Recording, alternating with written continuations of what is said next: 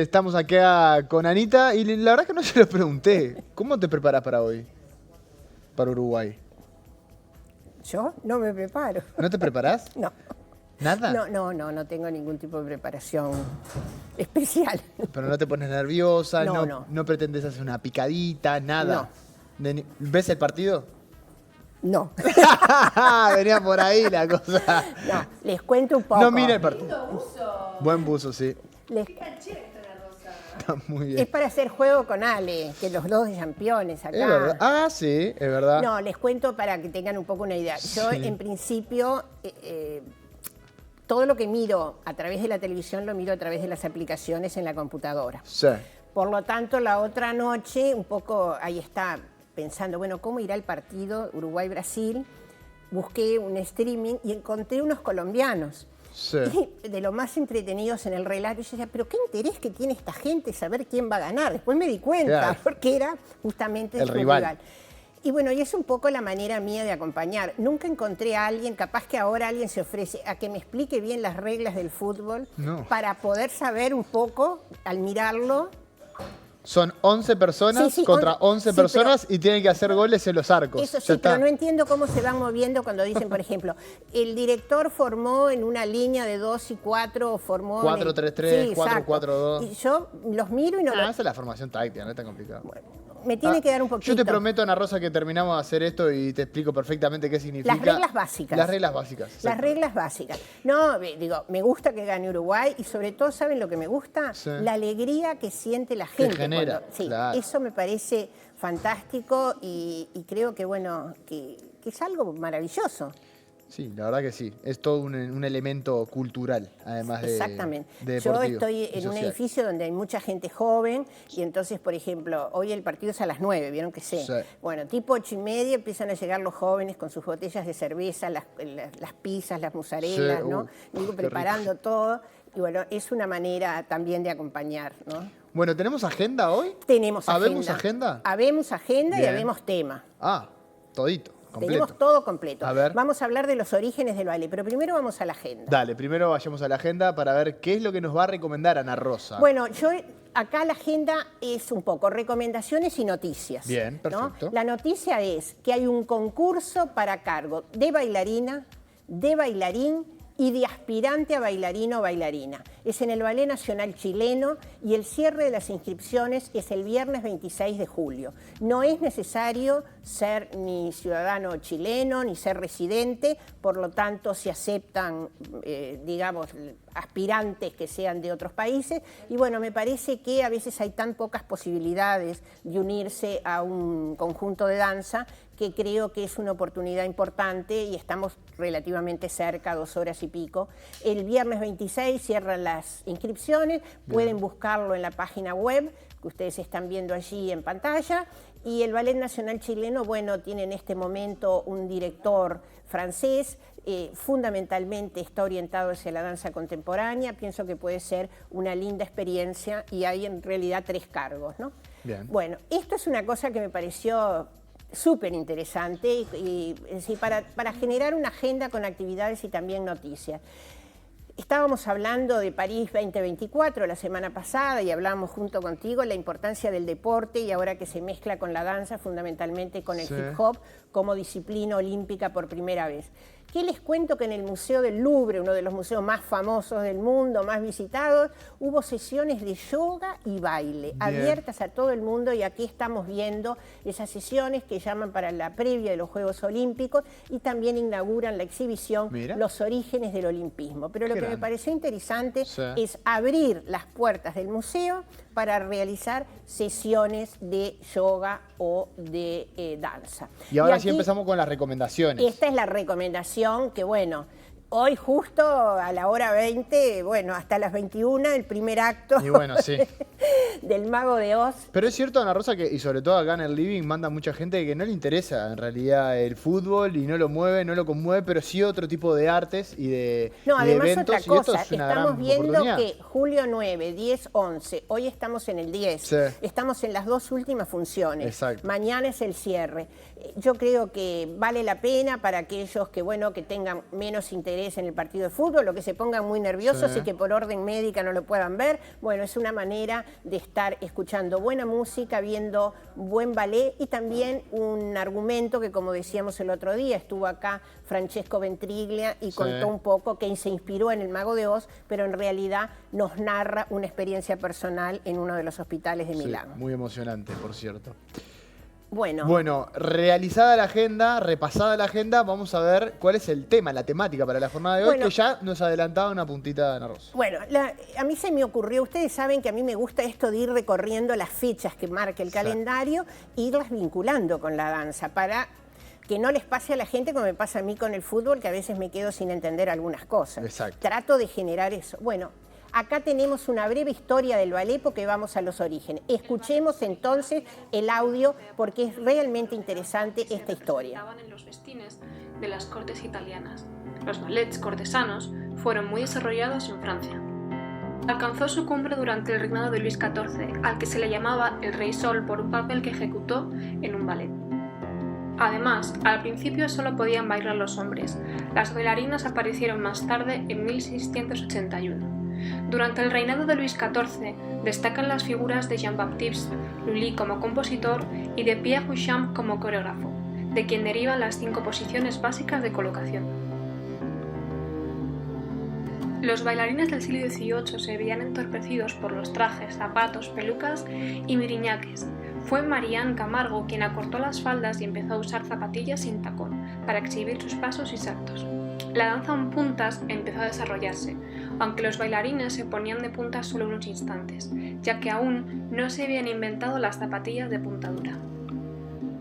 En el siglo XIX, el ballet de las sílfides inauguró el periodo del ballet romántico, donde aún hoy las mujeres tienen todo el protagonismo. El ballet vivía un proceso expansivo en Europa y con la escuela bolera, danza académica española, surgió un importante vínculo. Los temas españoles comenzaron a estar de moda en los repertorios de los ballets. En Rusia adquirió mucha tradición y fuerza, gracias en parte a que se realizaban sobre música de Tchaikovsky. Los ballets rusos fueron el inicio del ballet moderno y supusieron el resurgir de la figura masculina que había sido olvidada. Ya en el siglo XX comienzan a desarrollarse las danzas modernas, que pretenden un progresivo acercamiento al realismo y al movimiento del cuerpo.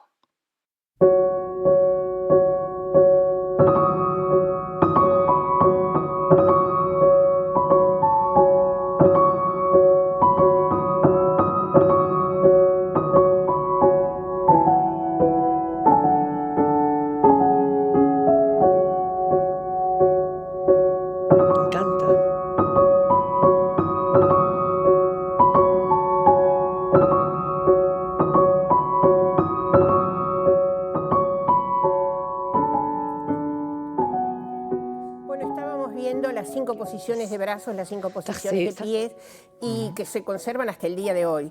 Yo hoy traje este vídeo que es un poco esquemático, pero que da una idea aproximada de cómo se va desarrollando, ¿no?, el ballet y cómo surge. Bien. Y lo primero que me planteo es de dónde surge la palabra ballet. Claro.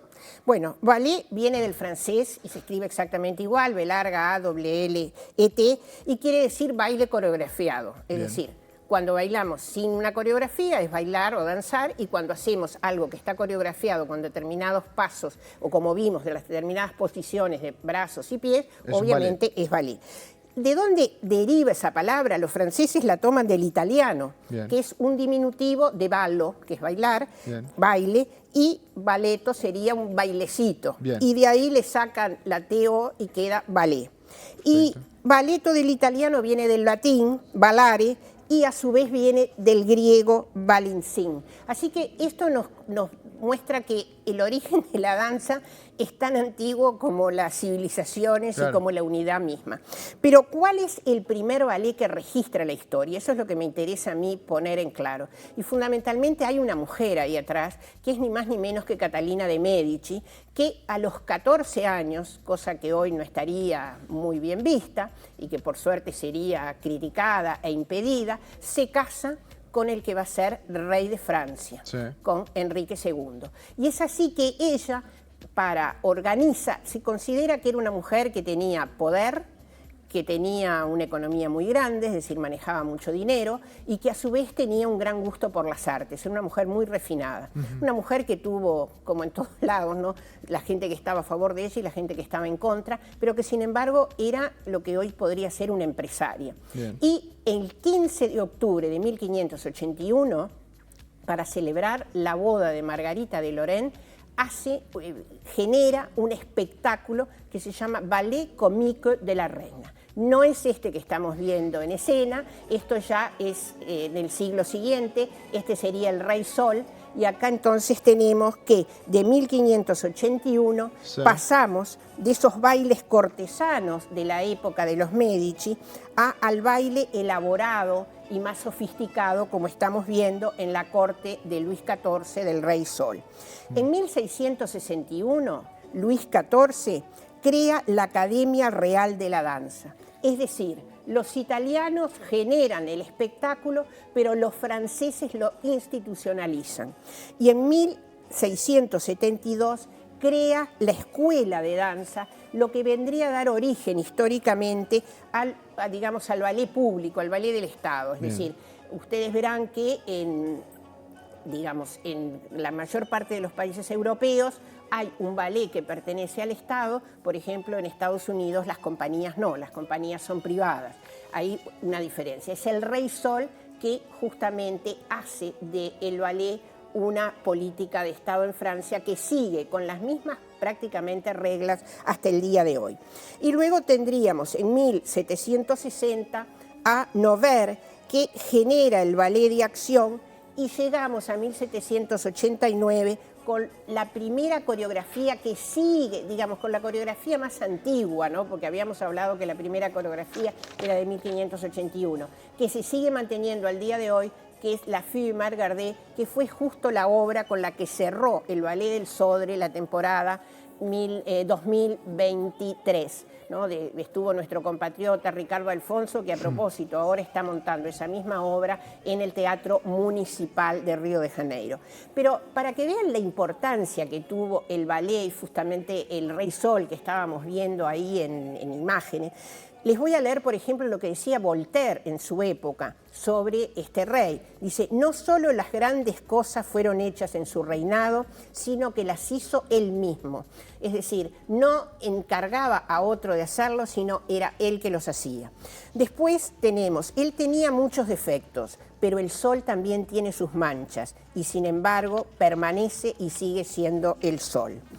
Uno puede no simpatizar con Luis XIV, puede detestarlo, puede decir que es difícil de respetar, pero sin embargo, con esa grandeza y esa debilidad, acá estamos viendo en imágenes, su gloria y sus errores, el rey es generalmente una figura que realmente estamos describiendo como uno de los grandes reyes de la historia.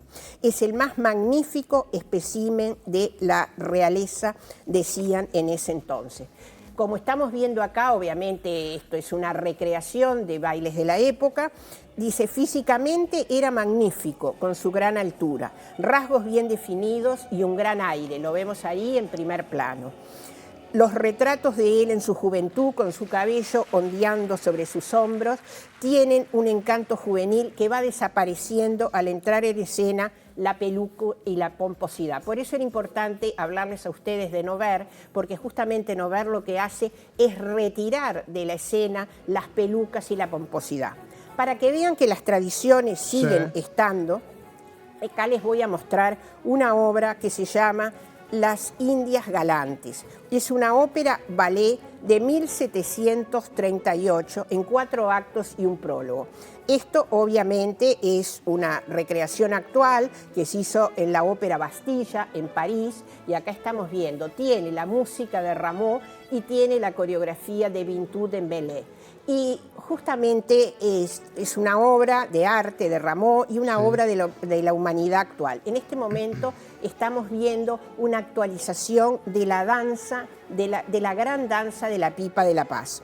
Son escenas culminantes del espectáculo que se dio en la Ópera de París, y estamos viendo justamente que también aquí ya empezó a incursionar el hip hop en la Ópera de la Bastilla, lo que hace entender por qué lo tenemos como disciplina olímpica y que justamente comienza en estas Olimpiadas, que son, en estos Juegos Olímpicos, porque Olimpiada es el periodo entre cada uno de los Juegos, que justamente se inaugura como disciplina en estos Juegos, y que espero que, bueno, como ustedes muy bien decían, Canal 5 es el canal olímpico, y por lo tanto ya habíamos estado hablando la vez pasada con Alejo de la importancia del deporte y de recrear, ¿no? Es decir, tenemos que pensar que hace 100 años Uruguay se declaraba campeón. Se consagraba campeón olímpico y del mundo en ese caso, porque no había campeonato. Exactamente, tenemos 2 campeonatos del mundo, digamos, 2 campeonatos Dos campeonatos olímpicos del mundo, claro, y 2 y si mundiales. quieren informarse más acerca de eso, ni más ni menos que ir al Archivo Nacional de la Imagen y la Palabra, en Peatonal Sarandí y Misiones, donde hay justamente una muestra sobre Uruguay y su historia del fútbol y de sus campeonatos. Anita, muchísimas gracias por estos minutos, como siempre. Gracias a ustedes como siempre, y bueno, nos estamos viendo la semana que viene. Nos vemos la semana que viene, claro que sí, como todos los miércoles aquí en el Living con Ana Rosa Rodríguez y su columna espectacular de danza. Y lo mejor para Uruguay.